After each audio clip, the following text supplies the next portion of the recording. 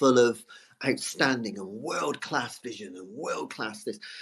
I'm a real leadership geek, honestly. I've spent my whole career reading books and chatting to people. I just find the whole thing and the announcement, the way it's been announced, bizarre. If you could move away from a model where teachers are so intensely focused.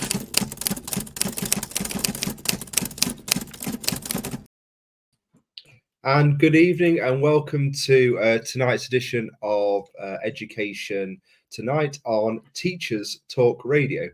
I think I've been told off enough for the teachers. So hi Brent, how are you getting on this week? I'm not too bad. Hold on, I'm just dying of a thirst here. What can I smell? Yeah. Ooh, blackcurrant. So we're going to start a new campaign on education tonight, and it's going to be called The War on Water, as teenagers across the country over-refresh themselves on a kind of hour-by-hour basis, and then the inevitable happens. Unbelievably, they need the toilet, which I'm sure kind of up and down the country. Yeah, who knew that, water passes through the body? We're going to have I don't know how I got through my childhood, my traumatic teaching childhood, where dusters were used as flying objects. I mean, the next one is the cold calling is some sort of abuse of children. And that's the one that's triggered me this week, where cold calling is going to cause children trauma. I'm asking a child to answer a question in class is going to cause them deep-seated trauma. Anybody want to answer me the question about flying dusters that I have, the fear of the afterlife that was drummed into me, or the ritual kind of canings that I got at primary school, and yet now asking a child a question is going to cause me trauma? And should a child drink 16 litres of water, they want to go to the bathroom 25 times a day, their fundamental human rights are being breached, and these teachers just, they need to know their place. How dare they? I do need to look up the Human Rights Act. I don't know if it kind of did say kind of the right level of quantity of water, but we're really pleased tonight. We've got a special guest coming on. We've got Frank Norris from the alternative Big Listen coming on. So we're kind of keen to get him on as soon as possible. In the second half of the show, we're going to look at some of the more extreme behaviour that we're seeing at the minute in the country, and particularly around kind of knife crime and stabbing in schools, and the impact that's having on the whole profession as well. So if we just say a quick hello to our sponsors tonight. So we've got Teach Well Toolkits that are sponsoring tonight's show. And it's a multi-award winning company equipping school communities to build a culture of staff and pupil mental health. They are a DFE approved provider of the Senior Mental Health Lead program and have trained over 100 schools to date. Feedback has highlighted how beneficial schools have found the training and commented on how Teach Well Toolkit understands the mental health challenges faced by staff. Teach Well Toolkit was founded by school leaders Steve Waters and Sunita Bagri. Sunita and Steve are qualified MHFA instructors and mindfulness teachers. They have an impressive portfolio of skills to support school staff, including counselling, coaching, supervision, and mediation. By signing up to Teach Well Toolkit's Senior Mental Health Lead training, you will have access to a fully resourced, unique program which will support you every step of the way in your role as a Senior Mental Health Lead in your school.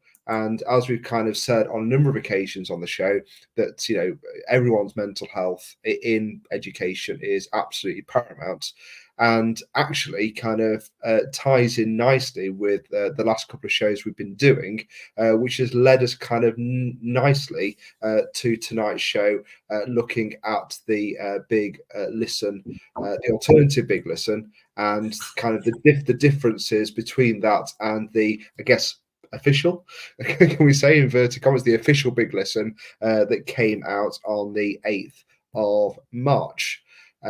So hopefully we can get Frank on as soon as possible. But should we just have a look back before we get Frank on? Should we just have a little look at kind of where Ofsted is and what they've kind of published in terms of what their ambitions were for the Big Listen and what they tried to put forward as we're listing kind of communication. They really wanted to kind of get out there, and so Martin It's not Oliver really hard about their tagline. We're going to have a big listen. We're going to listen in a big way. I'm going to call it the big listen. Yeah. And you and I sort of laughed at that and went, it's a bit naff, isn't it? It's a bit PR-ish. It's a little bit cheesy. And let's be honest. I'm going to state from the start exactly what my position is. And every week, I think my position just keeps getting stronger.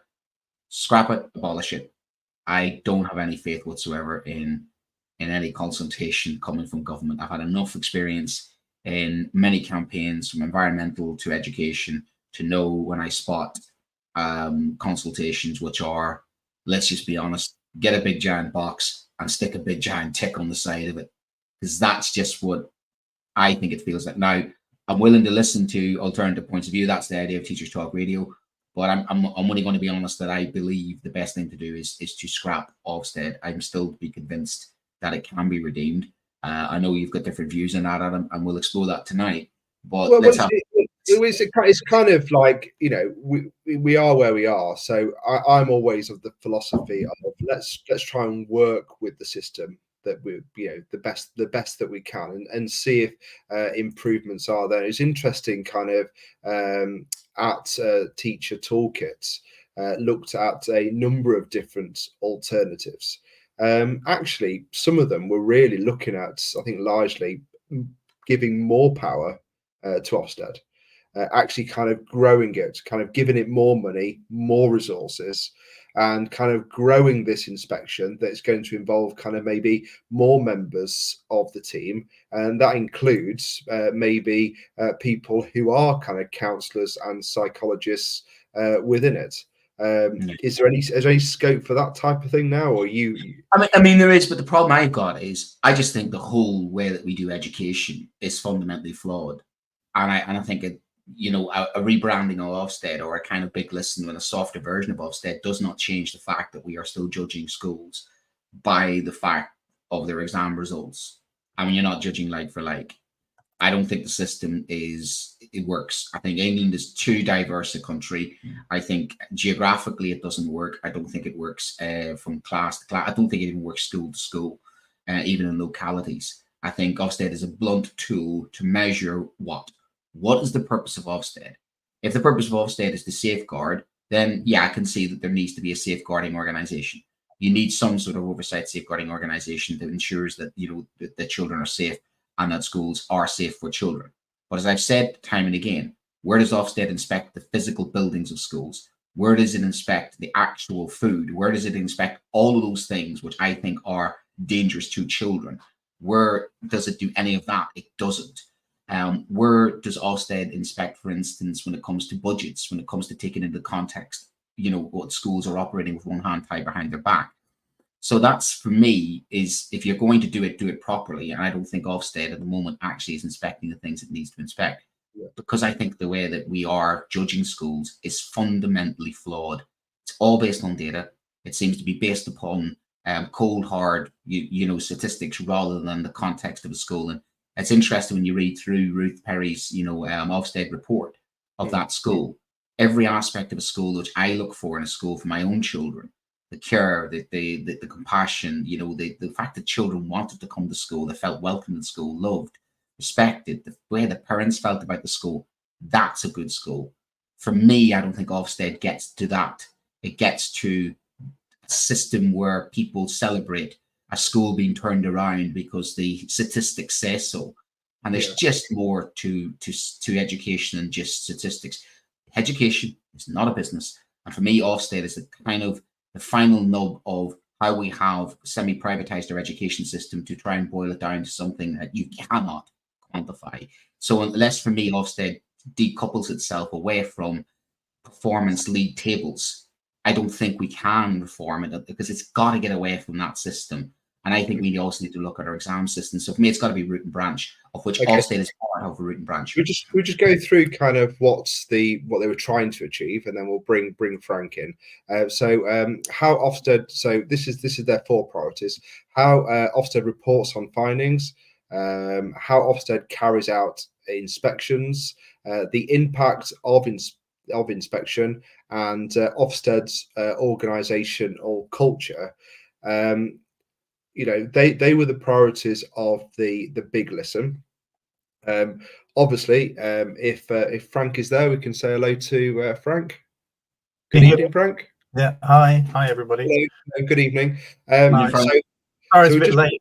I navigating my way onto this show is not quite as straightforward as I thought it was going to be. No worries. That's just. I mean, anybody else you invite, just give yourself a few more minutes than you think you're going to need just to. Okay.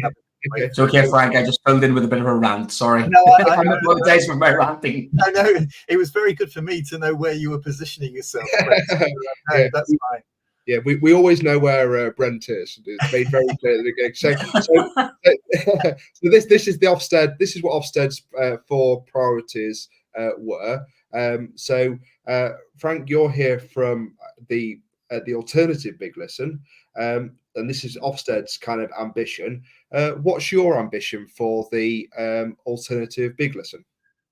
I think that our proposal, or why we did it, was on the basis that some of us tried to complete the official Big Listen and found that the questions were couched in such a way that you couldn't disagree with them.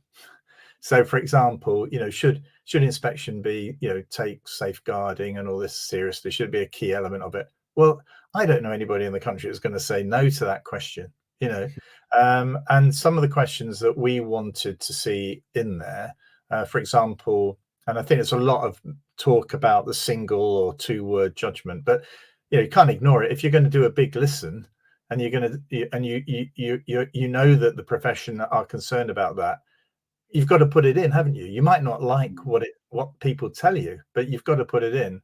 So there's a gaping hole in the Big Listen when there wasn't a specific question about that. And the Ofsted's response to that was that, well, people can put a comment in the comment box, but anybody who's done any research into surveys will know how difficult it is to translate those views into a coherent message. So when we started to complete it, we realized that there were major holes in it, and the colleague Professor Colin Richards, who was a former HMI, actually before my time, I joined the inspectorate in 2001. Colin was there well before me. He was there before Ofsted was Ofsted. He was an old-fashioned, shall we say, HMI.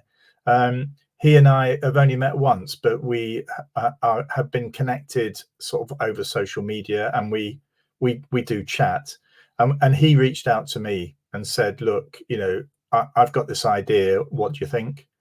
And I just felt as though the profession were, anybody who completed it, who knows anything about education, would have probably felt the same way that I did, and feeling disappointed, not surprised, but saddened by the process. So we just thought, well, Colin's idea initially was to email everybody you can with a survey and then give them an address to send it back to.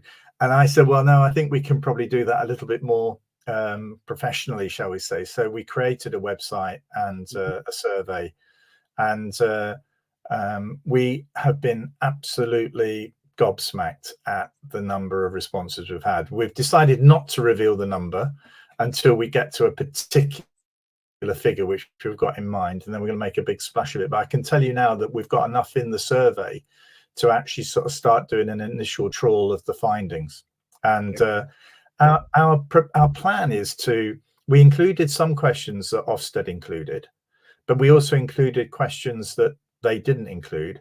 But also significantly, we included questions which I think Brent will like, around how effective do you think Ofsted is, and that's something clearly, if you're doing a Big Listen, you have to start thinking, if this was a business, you have to start asking yourself, well, why are the customers unhappy? We've got to ask them, why are you unhappy? Because if we don't ask them, they'll continue to be unhappy. Yeah. So, it's as clear as that to me, the reason why Ofsted left a hole for the alternative Big Listen to happen. Yeah. You know, and we would have gone away and been filled in our form with thousands of others and felt as though, well, we've done our bit. But the fact that they didn't do it I don't think they did it properly, and I don't think they did it seriously, has meant that we've stepped into the breach. How are you going to, sorry, how are you going to ensure though that the people who are doing the survey now aren't just completely fed up of Ofsted and want to give it a good kicking? What kind of checks there's and nothing. You mean they're me? Yeah, sorry. I'll point that way. Why do you stop Randy McNutt here? I think the crazy thing is that the Ofsted system doesn't prevent that happening. So all we've done is replicate the Ofsted system. What we have done is we were mindful of bots and things, and you know we've created a system that really means that you can only make one return on one IP address. You know, so it blocks you out. So it's not foolproof, but it's probably as foolproof as Ofsted's one. But I think the thing is, we've focused specifically on schools. Ofsted's brief is much wider, as you know, than that. There was a limit to our resources and also the focus of our work.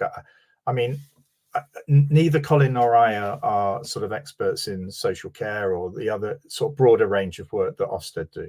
So what we've done is focus specifically on schools and colleges, you know, schools and post-16 provision. So it's not comparable, it's not the same, but I think we'll be able to get probably a better representation of the issues for schools than perhaps the official one does, which actually they might quote, I don't know, what was it, 13,000 responses. But it'd be interesting to see how many of those, you know, are from particular sectors. Ours is very targeted. So yeah. So I was asked a question on social media about, you know, ethics and the moral standing of it, you know, and in a way, we responded very quickly to this, and it's not an academic research paper. We are researchers, but we were mindful of some of the challenges and being fair to Ofsted. You know, that our website encourages people to complete the Big Listen. It's not saying it's rubbish, don't go near it. I think I'm really quite looking forward to seeing any differences in the responses that we get to some of those questions that we've got, which are the same. Okay. Do you think, Fran, that they have? I mean, I was a senior manager in Ofsted. I was responsible for framework development up to September 2012.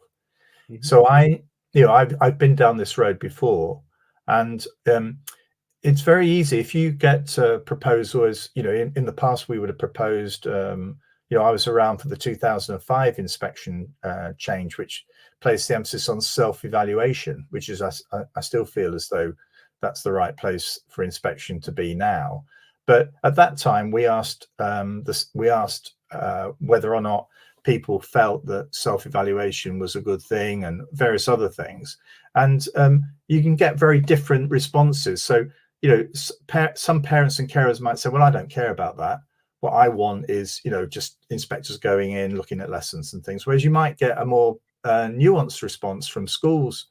So what happens is if you get a reaction from a particular group of respondents who perhaps are not in favour of something you want to happen, you can always just shift the emphasis to say, well, the parents and carers, the profession weren't happy, you know, teachers weren't happy with the proposal.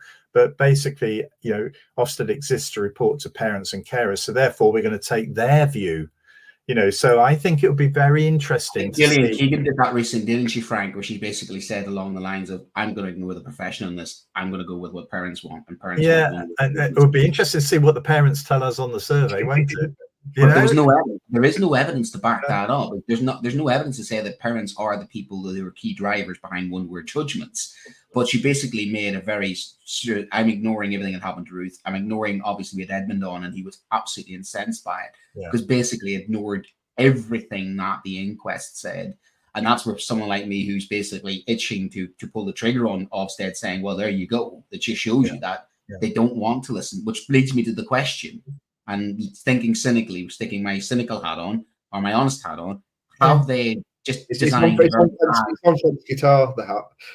yeah, have they designed a survey just incompetently, or have they designed a survey to load it to get a result that they think? So what's your feeling on that? I use the questions were couched in a certain way to provide an answer which I think was more akin to what Ofsted want the answer to be. And I think what we've tried to do is to challenge that. And I mean, in a way, it's interesting. The points you were making before, Brent, about frameworks and the emphasis on data and leading to variability. I mean, one of the things for me is I think it's fair to say a human process like this is going to have some weaknesses in it. Yeah, of course. And I think the point you make about data, I think is to a certain extent is right, but this current framework, it really is around curriculum. The inspectors don't ignore the fact that the results look a bit weak, but bearing in mind for the limited amount of data that they have now because of the various issues around COVID, and the loss of income.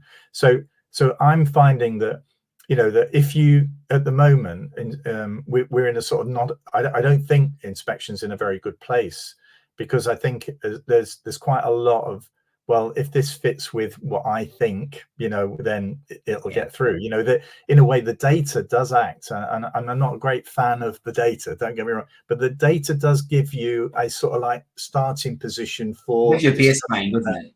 Yeah, it's a kind of baseline where you can start. It's a bit of a barometer, Yeah. And one of the things that I was responsible for introducing was the contextual value added measures, which actually takes into account, what's the percentage of children with special educational needs, how many free school meal kids are there, all of those factors. And I've continued to push that with the other work I do with the Northern Powerhouse Partnership, because we produced in 2020 what we called the Fairer Schools Index, which tried to put all of it was only a secondary schools, but all the secondary school listed on the basis of the 2019 results, using an academic at Bristol University called Professor George Leckie.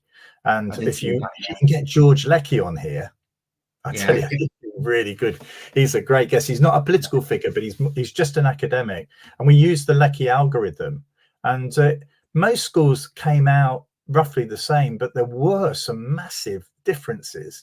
And this is where I think so for example, one of the schools, there were about 3,300 secondary schools in the pot, and one of those schools rose up the table by over 2,000 places using the contextual value added algorithm. Now, most schools sat roughly where they were under the normal measures. And the reason why I raise this is that, there are some outliers out there. There are schools out there currently doing an amazing job who aren't getting credit for the fact they're doing an amazing job. Well, because if it's how you measure them. I mean, that's the thing, isn't it? It is about, when you look at your Fisher Family Trust data, it can be accurate for some schools, not for others. But my point is context. You can't judge a school until you know deeply. And I do agree with your point about self-evaluation. I remember being a governor and going through twice. I was a governor, as a teacher governor, before we became an academic trust. And I used to like going through, what Ofsted was looking for. And I even go so far as to say 2010. I went through a subject-specific Ofsted for citizenship, and it was quite an affirming experience, because I had the lead HMI for citizenship come in, and she supported me. It wasn't done in a way that was kind of critical. It was done in a way, have you thought about doing this? Have you thought about doing that? There was an engaging conversation. She looked at some of the data and says, well, you can't say you're outstanding in this because, here's the percentage of kids at the school from a different background. There was a back and forward. There was lots of discussions. It was done in a way where I walked away from it feeling I'd been supported, and I have ideas to grow my department, to take it from good to an outstanding. So I didn't walk away from it feeling as if I had been pulled over the coals, criticized. I came away from it actually feeling that I had an academic person who was at my level above me. Sounds weird to say it, but they were a level above me, advising me in a mentorship type of way. And that was what Ofsted was around that time, was more about support and more about, okay, this school's not doing so well. Let's put our arm around you. Let's see how to get you improved. But something happened under Spielman. Something seriously really happened about this culture change. And it comes back to that level of she doesn't believe that it's her job to support. And I think that's really where they lost me, that I wouldn't mind going through that Ofsted again, where I have somebody come in and actually advise me and give me pointers, and give me time to fix things. If they're not happy about things, it's like, like building inspector coming in and saying, all right, the building's not right. Let's fix that and I'll come back and inspect it again. That works. But what we've got at the moment just isn't that, is it? Well, I think it's because you trigger loads of memories for me when you're on one of these, Brent, so I have to say. So the thing for me was, good memories. No, they are. Well, they are. They're sort of like I reminisce and think. It's interesting. Bearing in mind where when the coalition government came in, the Michael Gove clearly saw that Ofsted could be used as a means of driving policy. Right now, I've done a lot of negotiation with the DfE over frameworks. And up to me leaving, and it wasn't me leaving, but after that, I can remember frameworks having discussions with Nick Gibb about special educational needs, and Nick Gibb just giving way on it, basically saying, well, I think you probably know a bit more about it than I do, so let's run with it.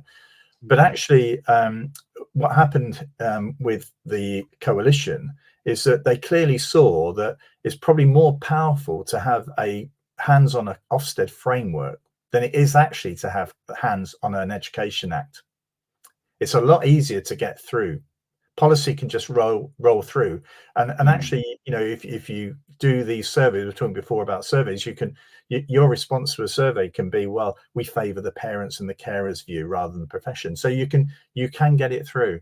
Now, you mentioned before about the subject specific area. Now, the point I want to make is they're not happening. All right. So the deep dives are happening within school inspections.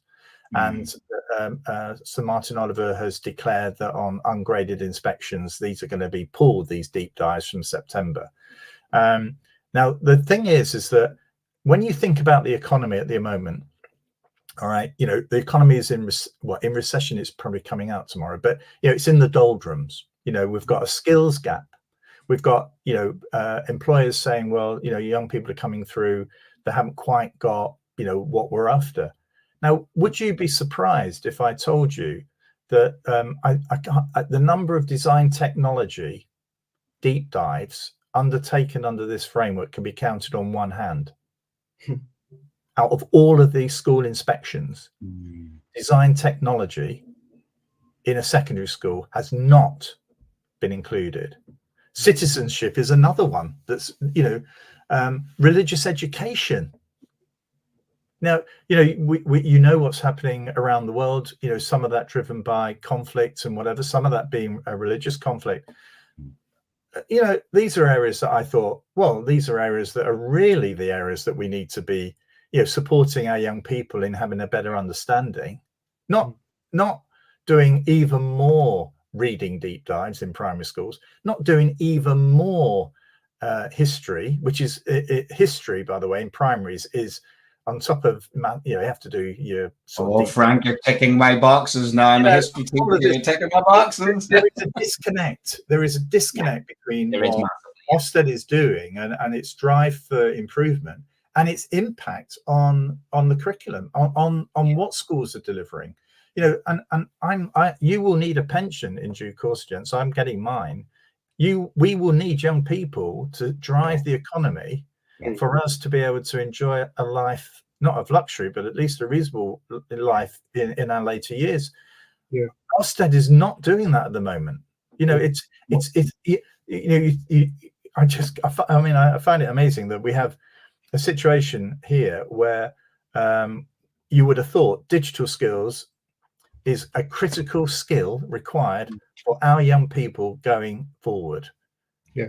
Can I ask Frank, kind of, because we had Edmund on last week, who'd done a lot of work with Julia Waters and then had gone into the DfE, and he thought that he's been listened to.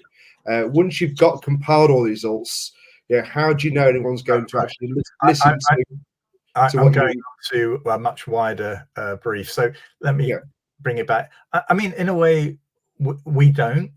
I mean, there's no way that I have much confidence that if the results from the official Big Listen come in and they're not what the government want, I've no guarantee that they'll be able to do anything about it. So in a way, we sit in the same place as Ofsted, but I do feel as though it's the build up of pressure, isn't it? Either we sit on our hands and just do nothing, or you're like you two, you go on this show, and Brent tells the world, I'm not happy with it. I think the point I'm trying to make is, do you think this has kind of come about too quickly after the initial Big Listen? Because theirs was the 8th of May. When did yours start? It's kind of almost like piggybacked almost straight on the back of it. Is it fair? Is it fair? Because have you given them an opportunity to actually kind of, put anything into practice, or it's kind of jumped on straight away? Would it be better to give it a bit of breathing space and then go for an alternative, listen or approach afterwards? I think there's two things to that. The first is, well, once you've completed the official Big Listen, you feel so let down that you feel as though, well, I wish there was a survey that I could fill in that actually asked me the right question. But secondly, there is a telling thing here.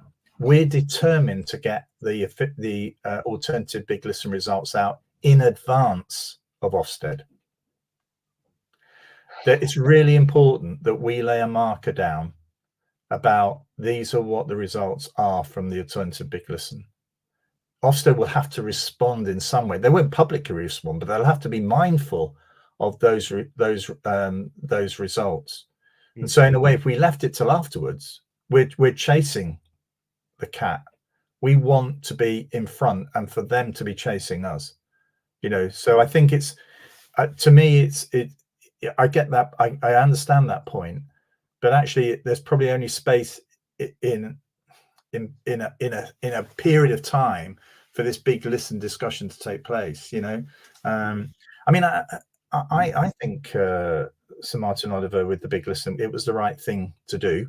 I do, but it doesn't feel as though Ofsted's either. If Ofsted's listening, it doesn't look as though they're going to put up much of a fight, in order to push through the things that the profession are telling them. It's also awkward with a potential election coming as well. Timing for them isn't great. So I have sympathy for where they are and what they've got to do. I do. I'm not. I don't think he's been helped. I don't think he was helped whatsoever, and I do have sympathy for him as an outgoing Ofsted lead inspector. Kind of let off a couple of hand grenades on the way out the door that kind of I don't think was fair on him, and that that's he has to inherit what he has inherited, and he has a difficult job to do because let's be honest, the faith in the profession in Ofsted is at an all-time low. And the Ruth Perry situation brought it to a head, but that had been brewing for some time. There's sort of trust in the organization has been, but the recruitment as well, the specialisms. When you have a situation where colleagues of mine saying, I have to think very carefully about my long-term and medium-term plans, just in case I'm inspected by a non-specialist, I have to make it. And you think to yourself, well, how can you trust that this person? It goes back to what my experience was with the HMI of citizenship, who was brilliant. I'm sure you probably know this person, absolutely brilliant. And I very rarely take advice sometimes from people. I'm not that type of guy, but I had absolutely no problem taking advice from somebody I knew was top of their game. And I had that professional respect, and equally, it meant that I trusted that person because I knew that they were a citizenship specialist, not somebody who's a specialist in another subject, who is then you're having to say, well, in our subject, we do that. You see what I'm saying? I don't think Ofsted has the recruitment now. It has the staffing, it has the consistency. And therefore, it needs more than just a Big Listen. It needs a massive, massive overhaul. Yeah, I mean, Colin, to be honest, when I first spoke to him, he was pushing a moratorium. He felt as though it was dysfunctional and the whole thing needed time to be reset. But of course, the government pay wages. So, you know, and in effect, there is a relationship between the DFE and Ofsted. So, you know, the government want them to continue. And I think that so in a way, I feel I agree with the point you're making here around, you know, at the end of the day, we have managed to, you know, we take a view that it probably is a good thing to have current school leaders inspecting. Well, that was I certainly was a supporter of that, but actually my warmth to that has cooled significantly for the points that you're making, Brent. You know, HMI who have been around the block, who have actually seen a massive range of provision across the country, different settings, overseas, all this sort of stuff. All of that goes into your pot when you're starting to talk to Brent Poland about, you know, citizenship. You know, you've got all of that. Now, if you're coming through as a senior leader, as an inspector, part-time inspector, and you're coming through a system where perhaps you've made your way through one multi-academy trust system, you've perhaps been in 3 schools, that's not a lot to be pulling on when they come into a school outside of an area that they're familiar with, in a setting, a context different to their own. That's a big ask, you know, and no wonder, you know, at the end of the day, you end up with variability and some dissatisfaction with the quality, you know. You know, we're going to have to get you back on, Frank, to be honest with you. I think this just a very quick question. Is this survivable for Ofsted? Yeah. I mean, I do feel as though I've always said, Colin and I are supporters of inspection. I mean, I would love to come back and talk to you about, you know, much more targeted inspection. We don't need I don't believe if we have a peer-to-peer system within schools, with schools supporting each other, not just within the trust, but within a location, a locality, we can actually recreate an HMI role that actually means that they are the, you know, right at the top of the game. And I think that for me, we just need to find just to reset it and accept that I'll just finish on this. We've been inspecting since 1992, but we're basically still inspecting roughly the same way we did it then. And actually, we just need to accept that actually schools are better at self-evaluation. They do understand what they're doing better, and I see better leadership for sure in schools. We need to accept that within the Ofsted arrangements, and we can save a lot of money by doing a lot less inspection and probably having a bigger impact with it than we're currently doing at the moment. Okay, well, we'd love to have you back on, Frank, once the alternative big listen has kind of completed, and maybe you could give us a bit of a spoiler on some of the results that we can. We could do the big reveal on education tonight. That'd be absolutely. Oh, I like that. The big reveal of the big listen. Alternative big listen. Yeah. Well, we really appreciate your time, Frank. Thank you. Just urge everybody to complete that alternative big listen. Both as well. So you'd urge both obviously. Complete. Yeah, I'd agree with that. I have completed the big listen. I haven't done the alternative. So, come on, do it. You've stolen it on me. Well, I have to be, you know, we have to be balanced on Teachers Talk Radio. I will do both. It's a the next time you're on, I'll give you the feedback. You like what I'm doing here, former inspector. I'm going to give you feedback on it. Okay. Okay. Thank you very much. Can you give me an evaluation of how well I did on the show? That'd be really helpful. Yeah. Very good. Very good. Well, you do a self-evaluation first, Frank, and we'll go there. I felt very much at ease. That's and it was great, Brent, actually, at the beginning. And just hearing you talking about you positioning yourself, it was much easier for me to understand where I was coming from with you. So thank you. Yeah, I mean, I support my union on it. I'm NEU. I'm also Green Party, so I've got both of my ducks lined up in abolition mode. But I am willing. I mean, the thing is, that was my last question to you, and I'll leave it for next time. Is, do you really think it can be reformed? Do you really think it can be saved? And I suppose I kind of already know what your answer is, because you wouldn't do this unless you thought it was. And I suppose it must be hard for you to see something that you invested a lot of time in go the direction it is. So I appreciate how difficult it is to probably set this up, because, you know, when you invested a lot of your lifeblood into something and see what it has become, that must be difficult for you as well. Because it is easy for us teachers sometimes to Ofsted bash and not realize that they're not the bad guys a lot of the time. They're doing a job, and sometimes they have to deliver news that sometimes people don't want to hear. So there is that balance as well, isn't there? We do need something that does talk about the difficult questions that we need to have, and we do need a safeguarding organization. We need that, but the question is, what is it doing that's lost? I think it's just lost. But brilliant, Frank. I really enjoyed that. Thank you very much.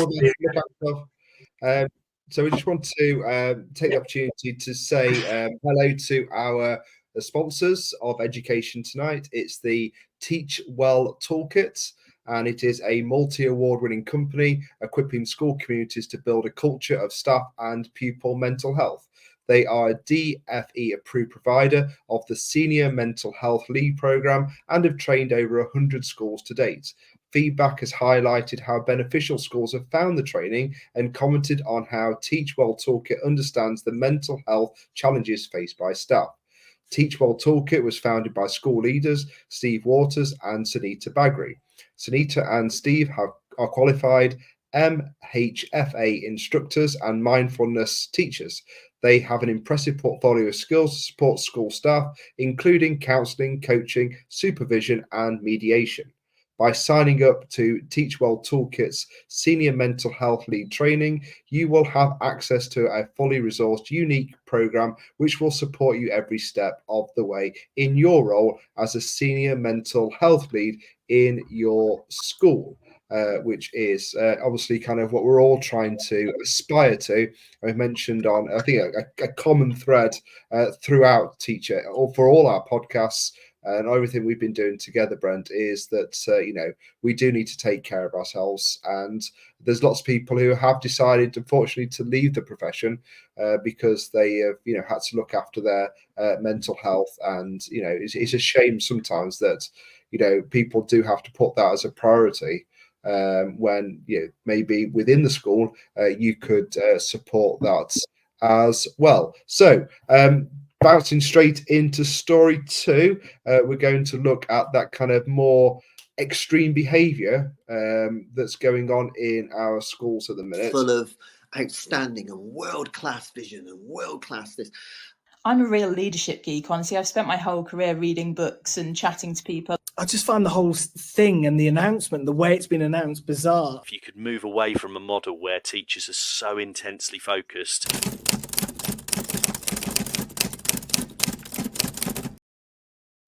And we're back in.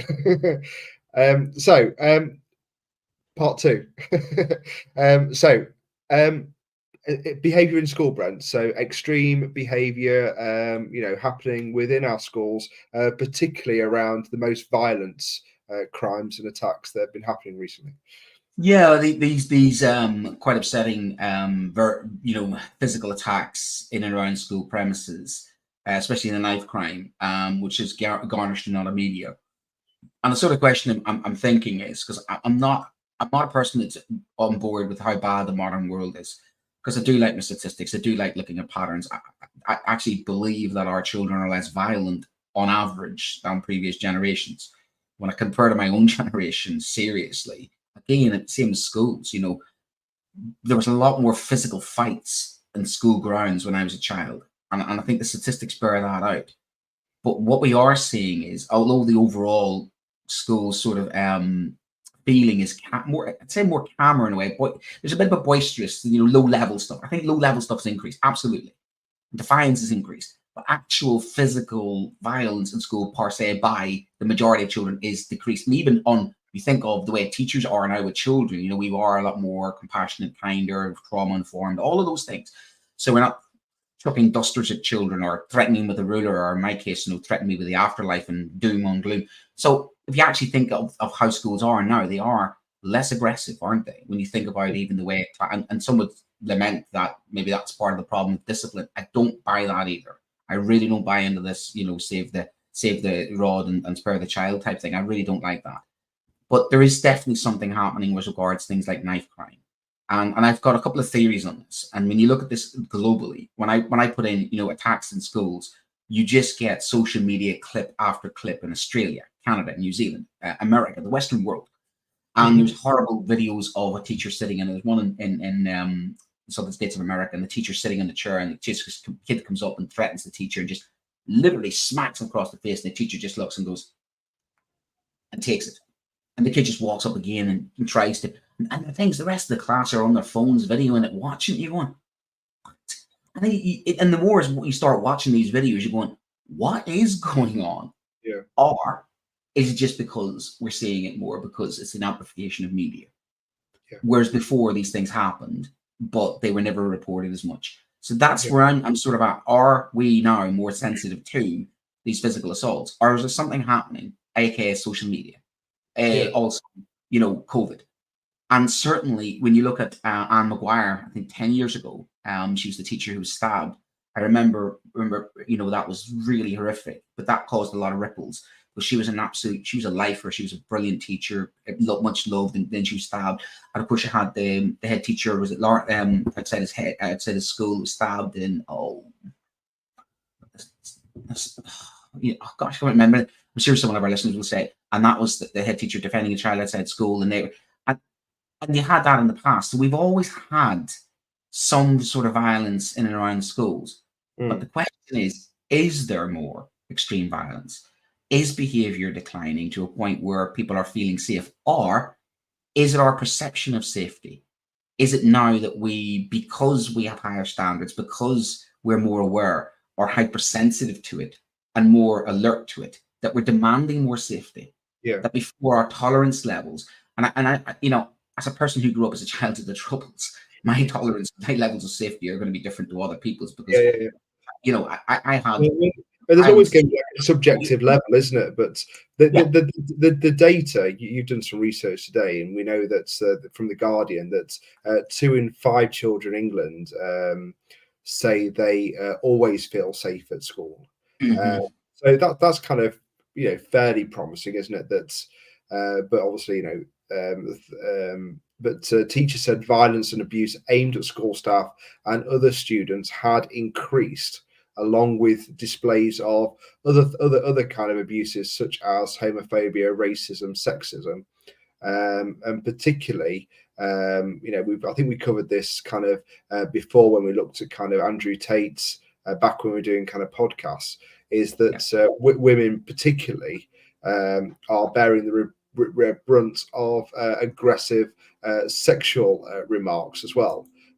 So people obviously have there's physical violence, but there's also this other violence going on that that's really targeted. Intimidation. If our colleagues say intimidation, even in their own homes. I've got a situation where I've got 2 of my colleagues and a colleague from another school being targeted in the local community, and a police officer saying it's a shame that you live in your local community. I saw one tonight where there was a parent who was angry about his child's treatment at school, knocking on a teacher's door and literally giving them verbal abuse. And you think, are we more vulnerable? And as a result, how do we become less vulnerable? And I'm always drawing parallels to the likes of the NHS. You take your actions in emergencies in NHS, where nurses now have to have security guards. Yeah. Are we heading, and this is the thing, are we heading for the United States of the UK, where we have to have scanners, where we have to have security guards on our doors, where we have people, we've already got, staff walking around with high vis jackets looking like they're, police officers, looking like police officers. We've actually got people in school looking like police officers with high vis jackets with 2-way radios with earpieces in, thinking they're Secret Service. What? Why are we having to do that? Is it because there is something broken in society? Is it social media? And it's this idea as well of, you see these incidents and you see the children egging them on. You see the children kind of creating them. And that's the one that I can't understand. Every time we watch one of these videos, there's just a gawping group of people with their phones out, looking at, where is the intervention? Where is the person coming in? Where are the people going, oh, whoa, stop. But did that not always happen? I remember the kind of the big fight, the big showcase fight that was at the end of the playground, and almost like the whole school kind of descending down one end of the school when I was at school. So is that not the modern incarnation of that on a mobile phone? That person might have been me who was stuck in the middle of that. I am not going to lie to you. Marty McFly. I was pretty much a Marty McFly when I was in school. Are you calling me chicken? 3 o'clock back in the shed. That was what it was. But you didn't have that fear that somebody was going to shank you or that there was knives. you talk to our children, talk to there's a lot of fear now. There's a lot of fear. And I have to think it's been driven by media, social media, but there is evidence to back it up as well. So I think it's become a cyclical thing of it's a bit like I was teaching about the Cold War, about, you know, how militarization and weapons started. You know, you build 5 nukes, they build 10, 15, 20, and you get this escalation. You get this, it's like, you know, trying to get knife crime off, to get through the young men not to carry a knife. Why do they carry a knife? Because they're afraid. Why are they afraid? Because they're afraid because they've seen somebody attack, but then they're more likely to carry a knife, which makes them more likely to be in a situation where they either use it or be a victim of it, which then in turn encourages more people to carry a knife. I mean, that's what you've got in places like America when it comes to gun crime. It's just out of control. But then it forces you to create a kind of culture where you are afraid, where you are seeking out, you are more likely to make mistakes, because I just think there's a heightened sense of tension now in schools that I didn't feel when I was in school, even though the number of physical altercations in school actually, in my own experience in the last 20 years, have decreased. However, behavior has morphed into something completely different. Like, I must now go to the toilet 55 times.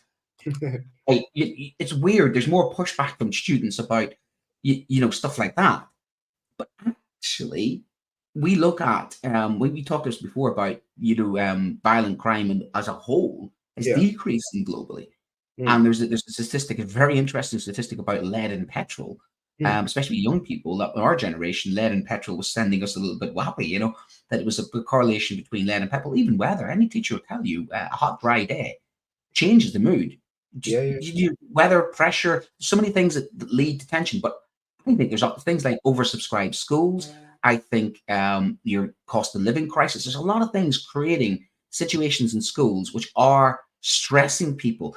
Supply teachers not having the consistency, behavior, full stop. There's so many things working against us now, which I think are creating a culture which is maybe starting to escalate. Now, some of the psychologists are saying, well, they go the other way. They go, well, schools and their draconian policies are creating this. You know what? Just go away. Schools and their draconian policies. Do they want to go back to school in the 1970s or 60s? Hello, Kiss. Seriously, guys. If that's the best that's coming up, schools are reacting to, let me be clear, in my opinion, schools are reacting to the behavioral changes. I don't believe that they are driving it, because if schools were driving aggressive behavior, we're not the ones aggressively. Teachers are not beating students up like the good old days. They're not dragging them. They're not punishing them. They're not threatening them. We are not threatening these children.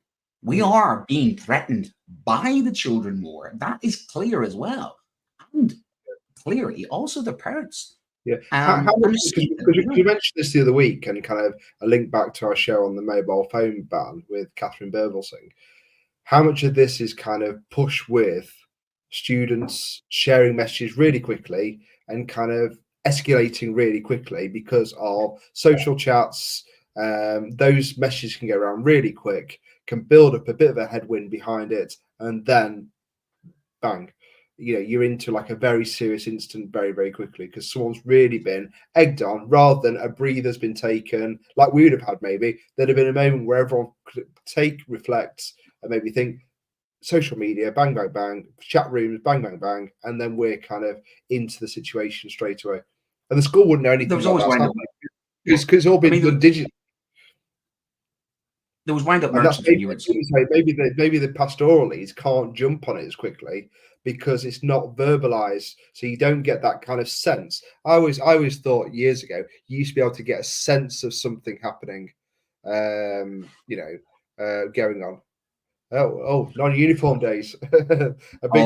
Elbow deep low. You are. I love you deep. I love you, elbow deep lover. You do not know we had a non-uniform day on Tuesday, and I had an absolute nearly meltdown. I was literally.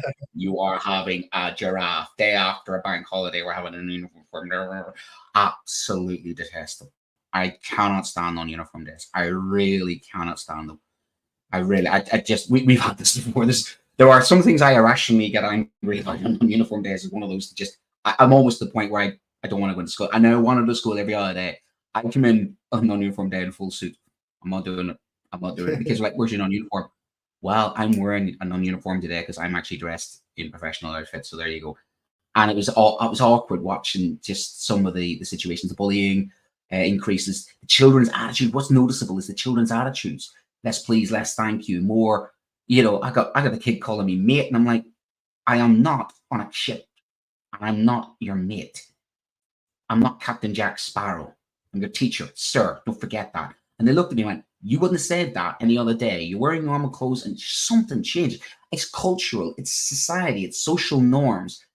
Keep to do the psychology thing about Stanley Milgram. It's what you create as these norms of behavior, isn't it? And we always had wind-up merchants when we were at school. We always had wind-up merchants, you know, the type of people that just like to you know, literally just get to people and have a bit of fun and literally wind them up. But you're right about your social media thing. Those wind-up merchants now are 24/7 working behind the scenes, literally clipping things and winding people up in a way that we weren't. Because at 3:30 you went home. That was how things were done. You went to school, you had some issues at school, you went home and you had your bedroom. It was a safe place. Now, the 24/7 culture now, things that happen at school get amplified, they get spun out of proportion. And I just think now there's a toxicity, an amplification of actual fears that are unfounded, where you get children saying, I don't feel safe. And you're going, what are you actually afraid of? I mean, I had a little wasp today. Oh my God, I had a wasp in my classroom. Seriously, by the time I'd finished with them, I had to distract them with complete nuclear destruction. I was teaching about Hiroshima and Nagasaki. You know, by the end of it, I had to distract them with thermonuclear destruction as opposed to the wasp. And literally, it was how they were just irrationally, this tiny little insect, and it's just ignore it. It's fine, just ignore it. But they just couldn't. I'm scared of this. I'm scared of that. I'm scared of this. I'm scared of that. And honestly speaking, I've got 2 children, and I have my own daughter sometimes saying, I'm scared of this, Daddy. And I'm trying so hard to say, tell me what you're actually scared of. I think our children now are a lot more afraid. And I don't know why they're a lot more afraid. Because if I look at the Maslow hierarchy of needs in many aspects compared to, say, 2 generations ago, and I'm not being that, you know, baby boomer people who go, well, back in my day, we walked 16 miles through school. But there's something about resilience and stoicism. There is definitely something about resilience. You have to remember, there's a nation we told students to stay at home. You know, actually be at home, be in your safe space. And now we're saying, go out. You know what I mean? And you know, that was a long time of that lack of socialization as they come back out. So they are going to struggle a little bit about kind of understanding where that kind of I guess rational fight or flight is going to be, and you know, and they're but there is that healthy safety culture. Yeah, there is a healthy safety culture from parents where the kids are bused to school. How many of them walk to school or cycle to school now, as opposed to there's an element of cotton wool. Kids wrapped up in cotton wool are going to feel a little less. They're going to feel a lot more afraid about things because they've got no lived experiences. And I think that'd be great research. That would. How many students post-COVID started to get lifts to school rather than go back to their former transport routes. I think you're probably on. We've noticed it. We looked out our office window the other day, and the amount of cars waiting outside school was absolutely. There was loads, much more than. And their colleagues said this never used to happen before COVID. So you can physically see the amount of cars waiting there. Do you think we're heading for the United States of America situation with the body cams and the scanners? I hope not. But I guess we've got to make a call as a profession. Ultimately, what is the right level of safety for everybody there? And if it's we have to assess that situation properly, don't we? Now we are. Because in doing that, that starts to create that kind of, well, why are you doing that? Well, because just in case. Because even if you go down that route as a precaution, a precaution for what? It starts that. I mean, our teacher, and rightly so, was saying, right, in light of that was announced this week, and one of many schools are in the same situation as us. We're going to do a lockdown. We're going to do an actual, we need to do our lockdown procedure in light of what's happening, and that again sends us this living a message around of, right, why do we have to do a lockdown? Oh, just in case. Somebody, and you think to yourself, well, just in case what? It starts that conversation. It doesn't help. It doesn't help kind of allay fears, but also, as all these things do, it then presumes guilt, doesn't it, before anything happens? But anyway, it's 9 o'clock, Brent. You know, it's always going to be a tough one to squeeze that in for that amount of time. But we wanted to kind of let we had Frank on the show, and we wanted to kind of ask him some questions about the alternative Big Listen.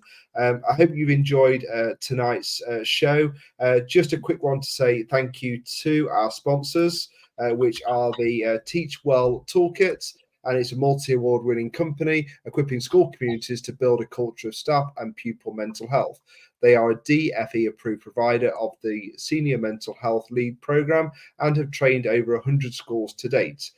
Feedback has highlighted how beneficial schools have found the training and commented on how Teach Well Toolkit understands the mental health challenges faced by staff. Teach Well Toolkit was founded by school leaders Steve Waters and Sunita Bagri. Sunita and Steve are qualified MHFA instructors and mindfulness teachers.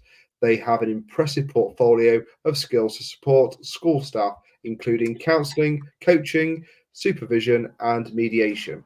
By signing up to Teach Well Toolkit's Senior Mental Health Lead training, you will have access to a fully resourced, unique program which will support you every step of the way in your role as Senior Mental Health Lead in your school, which is fantastic. If you have enjoyed tonight's show and you want to go back and listen to our portfolio, I guess, of shows across lots of different platforms, you can do, and you can see the link on the screen. You just follow kind of the Teachers Talk Radio site and go to hosts. You can link on to that. Next week we're going to coming in. Definitely exam season has already started for me today. I know that we've had some resits today, so everything seems to be kicking in with exams.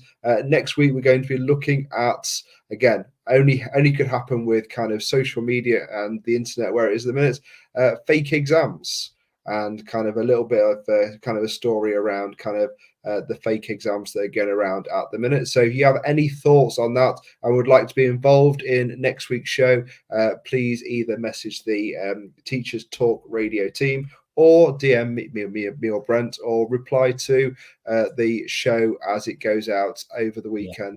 And if you've got any examples of scams or exam scams as well, so fake exams, examination scams, trying to get the kids to part with money for exam papers which have been leaked, or any sort of other sort of obvious scams to try and con kids into basically thinking they've got some solutions to their exams. And that seems to be a growth thing as well, especially on the likes of TikTok. So yeah, if you've got any examples of that, or your students have any examples of that, if you DM us for that as well, that'd be really, really useful across the sector. Yeah, and maybe this is one to maybe broaden it out to if there's any parents who are kind of concerned about it as well, and kind of the wider family around education, particularly kind of going into these exams. Coming up, is it tomorrow morning? We've got the, did you say the prof was coming up on? No, the legend that is John Gibbs. John Gibbs, yeah. So we have the weekly review on Sunday as always as well. So John's tomorrow morning break. Okay, well, I hope you all have a nice week. Scorchio, I think it is, at the weekend. I think that's the exact phrase. Sun's Make out. sure you've got your water bottles. Suntans and water bottles handy. Hope you enjoy your weekend, and we shall see you next week when we discuss fake exams. Full of outstanding and world-class vision and world-class this.